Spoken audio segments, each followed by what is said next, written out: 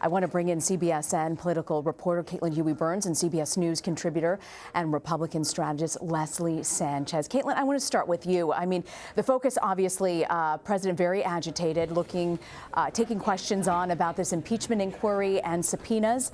I want to get your take on exactly what the president had to say, Caitlin. Right, and this comes after a lengthy kind of impromptu press conference that he had with the president of Finland earlier in the Oval Office at what was supposed to be a photo op. So this is an extension of this and proof that the president is really wanting to continue to talk about the investigation. He came prepared with a printout of the New York Times reporting that had just come out that said that Adam Schiff had received information that the whistleblower was wanting to put forward in a report. And so he was earlier today criticizing the New York Times today, praising for that report. But he also said a few different things of note. He said Mike Pompeo was on the line for that call. We know the Secretary of State said that today, but again, confirming the reporting. He continued to berate Adam Schiff, the chairman of the House Intelligence Committee, who has become a punching bag for the president, likes to bring him up a lot, has even given him a nickname as well. And Caitlin, I just want to mention, the president has said that Schiff was given, helped the whistleblower write his complaint, which is an allegation that, in fact, I want you to hear it directly from the president. Here's what he had to say about that. Well, I think it's a scandal that he knew before. I go a step further. I think he probably helped write it. Okay? That's what the word is. And I think it's, I give a lot of respect for the New York Times for putting it out. Just happened as I'm walking up here, they handed it to me. And I said to Mike, I said, whoa, that's something. That's big stuff. That's a big story. He knew long before, and he helped write it too. It's a scam. It's a scam. Well, the House Intelligence Committee has a very different take on all this, and they released a statement. I want to read it to you, and it says, like other whistleblowers have done before and since under Republican and Democratic controlled committees, the whistleblower contacted the committee for guidance on how to report possible wrongdoing within the jurisdiction of the intelligence community. This is a regular occurrence, given the committee's unique oversight role and responsibilities. At no point did the committee review or receive the complaint in advance.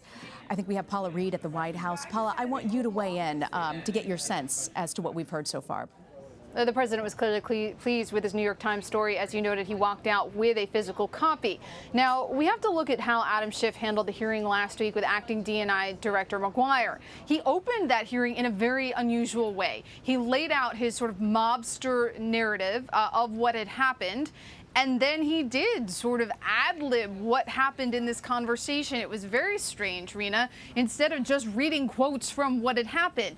And the president has seized on this. He has mentioned this repeatedly today, suggesting that Adam Schiff had apparently committed treason by putting words into the mouth of the president. So at every opportunity, when the president is asked about his conversation with the Ukraine, when he's asked about withholding military aid, he just quickly pivots to Adam Schiff. And this New York Times story gives him more fodder, because here he suggests this was a conspiracy against him, that Adam Schiff knew about this and helped push these accusations. I want to get Leslie Sanchez to weigh in. Leslie, the nickname Shifty Schiff, he made a point of saying that. And the spokesman for Schiff came out very quickly. They knew that they had to put out this statement. But what do you make of what we've heard from them today? I think it's consistent with the way the president pushes back. I tell you one thing, people appreciate that about the president. People that voted for him want to see that he's going to punch back. And those are direct terms. We like that he does that. I think it was very consistent with him for him to say it was a hoax. This is a scam. He is using a parody of me, and defining that, because if you're somebody who's apolitical, you're kind of tangentially following what's happening, and you listen to this, that it's so hyper partisan, that a decision was made before they ever heard the testimony, before we even saw the transcript of the call, that the Democrats already had sealed the fate of the president in their minds. This is laying into that argument, and I think in that way the president made his points. Caitlin, I want to get you to weigh in. In this statement from Patrick Boland, which is the spokesman for Chairman Adam Schiff of the House Intelligence Committee, he made a point to say that at no point did the committee review or receive the complaint in advance. The Office of the Director of National Intelligence, at the behest of the White House, refused to disclose the subject matter or the substance of the complaint to the committee. And they went on to say the committee didn't receive the complaint until the night before the acting director of the National Intelligence opened the hearing. But that is not what the president said today. Right, and the reporting in the New York Times said that the whistleblower had expressed some concern about how the process was going and therefore went to the committee. But that is not stopping the president and Republicans who are also seizing on this, those who are supportive of the president, seizing on this to make a case that this is a political situation here. And that's what we've seen from Republicans throughout this entire affair, which is that they are, by and large, supportive of the president and focused a lot on the process of how this all happened instead of the underlying issues and questions. And you even heard the president there. I would note that he kept referencing the transcript, which he said was word for word, which is not what it was. There was a big statement at the bottom of that. Yes, absolutely. At the bottom of that. Right, exactly. Said that this was a summary of what happened. So it was not word for word. Yep. But I think it's important to note that Republicans have stood by the president, and that is reflected in our polling on impeachment, on the impeachment inquiry, which shows that Republicans are still supportive of the president. Yeah, that's a good point. You know, President Trump said that he'd cooperate with the subpoenas. I want to play for you what he said just a short time ago. Will you cooperate with those subpoenas? Well, I always cooperate. This is a hoax. This is the greatest hoax. This is just a continuation of what's been playing out, John, for the last, since my election, I would say, if you want to. Probably, we'll find out soon, but probably even before my election. This is a fraudulent crime on the American people. Paula, we know that the president of the White House has stonewalled Congress on these efforts, the testimony and the documents. Do we expect this to be any different?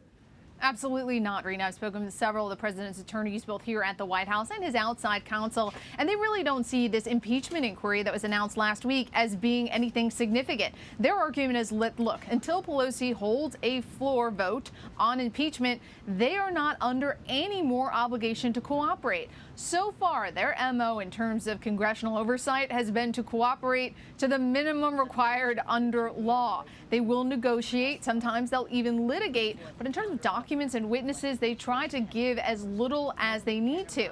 Now, if there is a floor vote about a formal impeachment inquiry, that will dilute some of the president's protections here. That makes it a little bit harder to hide behind executive privilege. I'm told that would be a game changer. But for the president to say that they always cooperate, well, that is false. So, Paula, let's say the president chooses not to cooperate at this point. I mean, is there a sense of what we're seeing?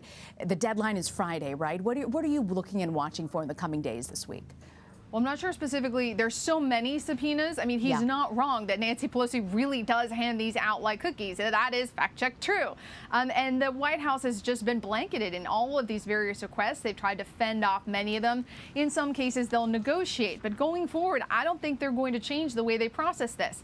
In some instances, if they think a court would compel them to share something, they will offer a compromise. Lawmakers can come to the White House, see things off camera privately, but they can't take them away. Sometimes they'll offer interviews, but people bring lawyers. There's a lot of back and forth. And we have to remember congressional demands are different than those that come from law enforcement. So these congressional subpoenas, that's different than something that came from Attorney General William Barr or Special Counsel Robert Mueller. So they don't always have to cooperate. And when they don't have to, they tend to not. Yeah. You know, little known fact, the president obviously sharing the stage there with the president of Finland. Finland, actually the happiest country in the world, according to the United Nations. And the way the press conference kicked off, the Finnish president had something pretty fascinating that caught our attention. Mr. President, you have here a great democracy. Keep it going on. Leslie, a great democracy. Keep it going on. A little shade there, which you don't usually see from foreign leaders that don't get a lot of time with the President of the United States. I think it's very similar to the themes of Associate Supreme Court Justice Neil Gorsuch has the book, Republic If You Can Keep It. It's basically saying, you're such a young country. It's so European, and you've had depressions, recessions, world wars, and all of these other ups and downs, that if you can keep a democratic capitalism, if you can keep the republic strong, it is a very unique thing. I want to thank you all for joining us. Leslie Sanchez, Paula Reid, Caitlin Huey-Burns.